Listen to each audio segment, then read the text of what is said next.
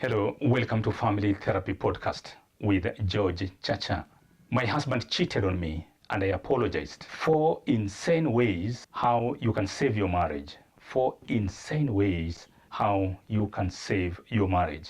Possibly someone is wondering, how can a woman who has been cheated on, a woman who has been betrayed by her own husband, apologize to her husband? What if I tell you that a given word, a given approach, a very insane action could actually save your marriage? So what are these 4 insane ways that could save your marriage?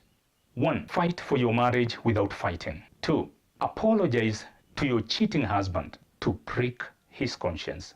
3. Embrace compromise and diminish your expectations of your husband. 4. And lastly, look at the bigger picture, even as walking out at some point could possibly be an option.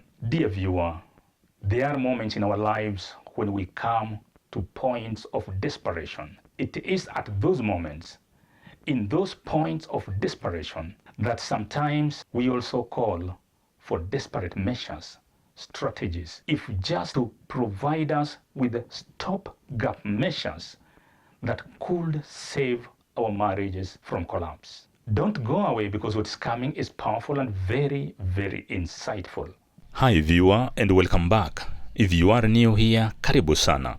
Hit that subscribe button and ring the bell so you never miss real, honest conversations on love, culture, and marriage. Today's episode is not for the faint-hearted.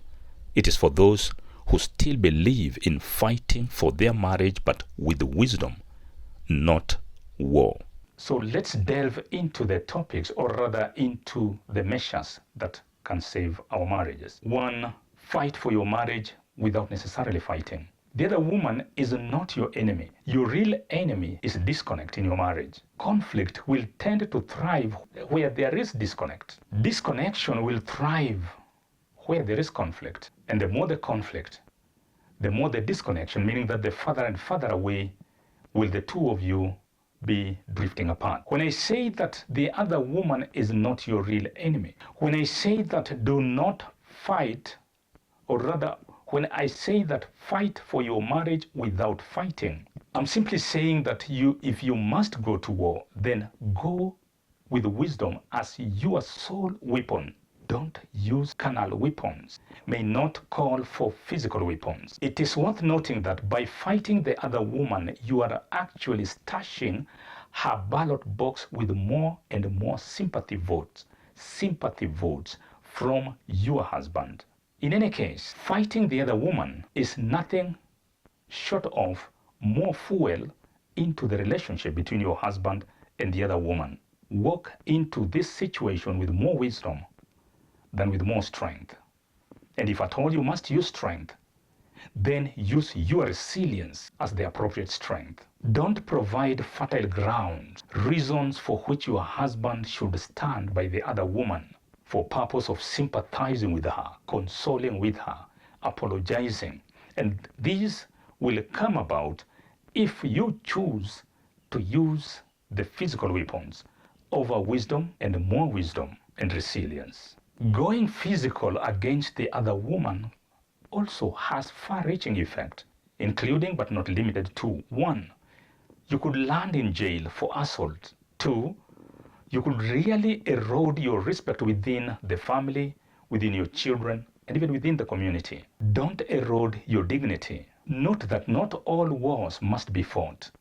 Some wars just fade away by themselves in due course. Number 2, apologize to your cheating husband. And viewer, don't get me wrong. I'm not trying to say, or rather it should not be taken out of context directly as per the meaning of the word apologize. What I'm simply referring to is where you use a tactical human psychology of provoking your partner to think deeper, making him feel guilty. I'm talking about you using grace to awaken his conscience, to prick his conscience, to awaken him from slumber. Disarm your husband's pride with love. In any case, Love conquers everything. Remember, sweet words can pull a snake out of its hole. Use love as a mirror and not as a hammer to destroy your husband. We all have seasons. That is a bad season, and every season fades or passes away. Apologize to your cheating husband. Allow him to do his own soul searching. And trust me, a husband that was meant to be will come back and apologize 7 times more than you apologized. Embrace compromise. And this number 3, embrace compromise and diminish your expectations in your husband.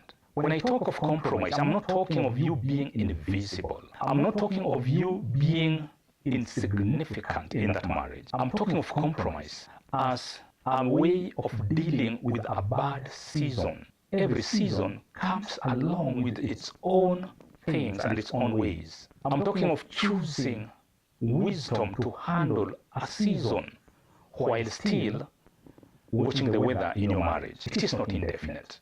The compromise I'm talking about is not indefinite. Please note that not every man loves to be corrected. In fact, 80% of men resent being corrected. And if your husband is, or rather, if your husband falls in the 80% category, then compromise is the best strategy to humble him and bring down the level of his pride. Compromise might be the appropriate key to handling those men who don't like being corrected. Compromise and diminish your expectations in him. Many of us, we have built our expectations in people, and these people whom we love, have let us down when our expectations are not realized, when our expectations are not met. Please, for heaven's sake, don't bring in right issues into your marriage, and especially in this era when we're constantly talking of human rights left, right, and center. You might be right, but still lose the battle.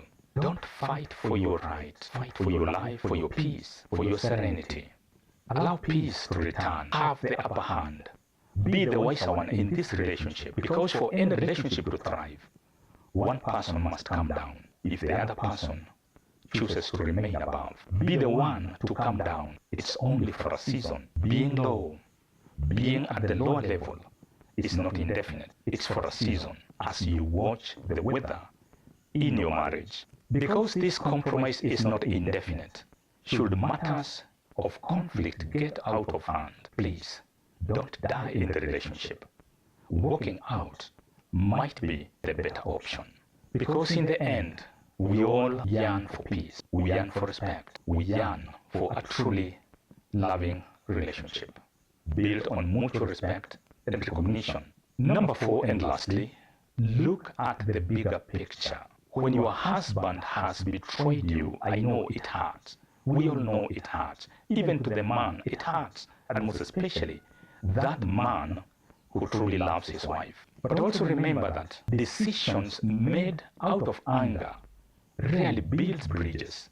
On the contrary, such decisions burn down the bridges. Please consider the long-term impact of your relationship, of your family, and not just momentary emotion. When your husband cheats, it's not just the two of you who hurt. It's not just the two of you who go through turmoil and pain. The children, the whole family is in turmoil.